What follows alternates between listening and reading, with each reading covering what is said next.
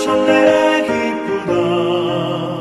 죄인 구원하실 때 어서 주께 나와 그 신은혜 구하라 구하라. 이때라 주의 긍휼 받을 때가 이때라. 지금 주께 나와 겸손하게 하리라. 구원함을 얻으리 주의 귀한 말씀에 영원 생명 있나니 주님 너를 용서해 주신다. 주가 부르실 때에 힘과 정성 다하여 주의 은혜 받으라 받으라. 이때라 주의 긍휼 받을 때가 이때라. 지금 주께 나와 겸손하게 하리라. 구원함을 얻으리 세월 빨리 흐르고 세상 친구 가는데 너의 영혼 오늘 밤 떠나도 주의 구원 받으면 천국에서 영원히 주와 함께 살리라. 이때라 주의 긍휼 받을 때가 이때라. 지금 주께 나와 겸손하게 하리라. 구원함을 얻으리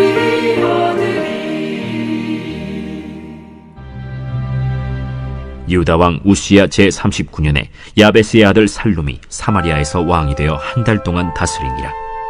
가디의 아들 므나헴이 디르사에서부터 사마리아로 올라가서 야베스의 아들 살룸을 거기에서 쳐 죽이고 대신하여 왕이 되니라. 살룸의 남은 사적과 그가 반역한 일은 이스라엘 왕 역대지략에 기록되니라. 그때 므나헴이 디르사에서 와서 딥사와 그 가운데에 있는 모든 사람과 그 사방을 쳤으니 이는 그들이 성문을 열지 아니하였음이라. 그러므로 그들이 그곳을 치고 그 가운데에 아이벤 분열을 갈랐더라. 안녕하십니까. 사랑하는 대사신앙가족 여러분, 오늘 7월 21일 수요 가정예배 말씀 묵상 본문은 열왕기하 15장 13절로 16절의 말씀이 되겠습니다.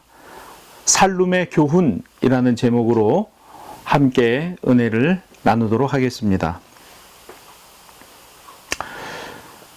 예후 왕조의 마지막 왕이 되었던 스가랴에게 반역을 하고 그를 죽였던 살룸이 이제 이스라엘의 왕이 되었습니다. 본문에서 살룸은 야베스의 아들이라고만 언급이 되어 있는데요. 그에 대한 다른 정보는 성경 안에 알려져 있지는 않습니다. 앞선 스가랴 왕도 짧은 기간인 6개월간 치리하였다고 8절 말씀에 언급되어 있고, 살룸 또한 스가랴보다 훨씬 더 짧은 1개월밖에는 왕의 자리에 있지 못하였습니다. 그도 그럴 것이 살룸 또한 자신이 반역을 일으켜 스가랴를 죽이고 왕이 되었던 것처럼 므나헴의 반역으로 그에게 죽임을 당하였기 때문입니다.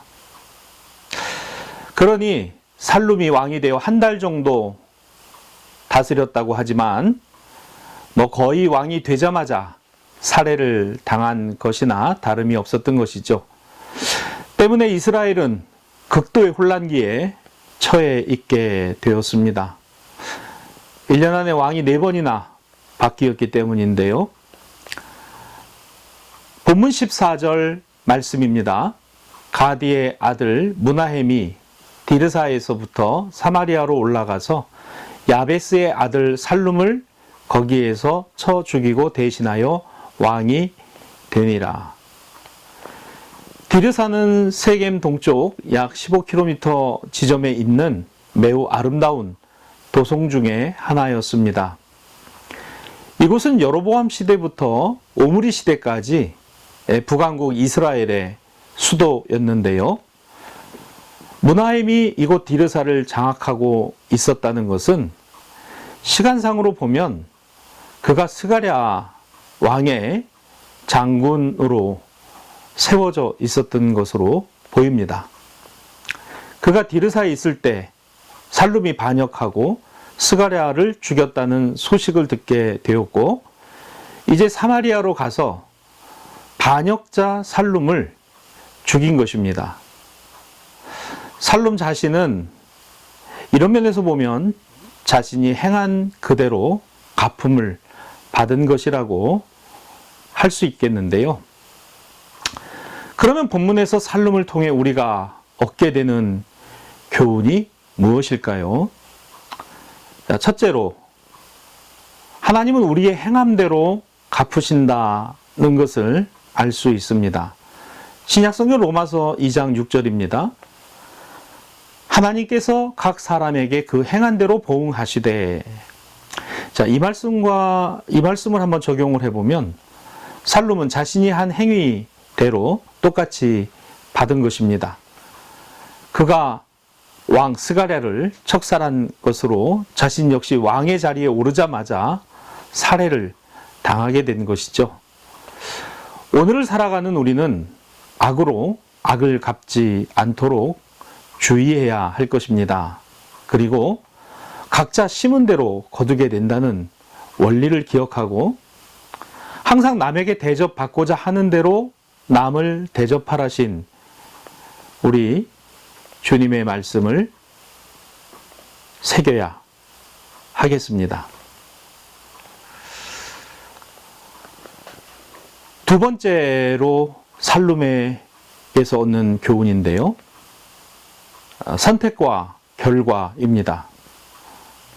살룸이 스가랴를 죽임으로써 100여 년에 걸쳤던 예후 왕조가 막을 내리게 되죠.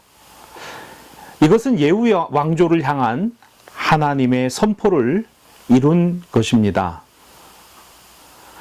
본문의 앞에 12절 말씀인데요.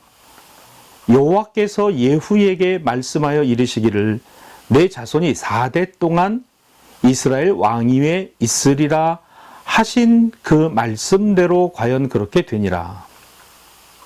자, 살룸의 선택, 즉 역사의 반역으로서의 스가랴를 죽인 것은 이제 새로운 왕조의 전통을 세울 기회로 다시 하나님의 말씀에 철저히 입각한 권좌를 세울 수 있는 기회였습니다만, 과연 이 방법이 하나님이 원하시는 것이었는가에는 사실 의문의 여지가 있습니다.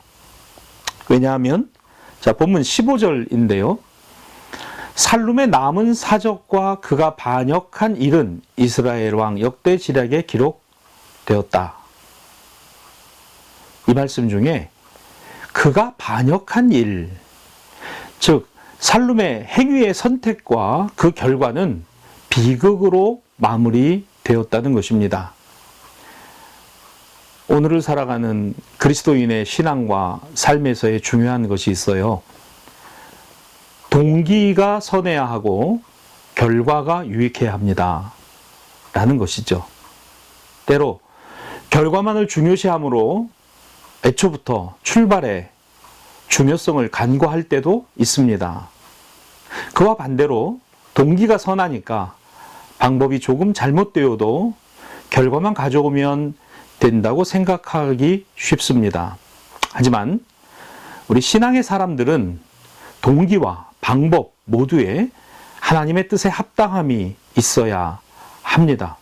사실 결과라는 것은 우리에게 달린 것이 아니라 하나님께 달려 있죠. 이것이 신앙과 믿음의 사람의 관점입니다. 본문에서 살룸의 행동은 한마디로 반역이었습니다. 성경이 그렇게 평가합니다. 어쩌면 그 행위의 동기조차 잘 드러나 있지 않습니다. 이런 점에서 오늘을 살아가는 우리들은 동기의 선함과 행위의 바름, 그로 말미암은 좋은 열매의 결과를 기대하는 신앙과 믿음이 있기를 바랍니다. 이런 점에서 이전 이스라엘 통일 왕국의 왕인 다윗을 떠올리게 되는데요.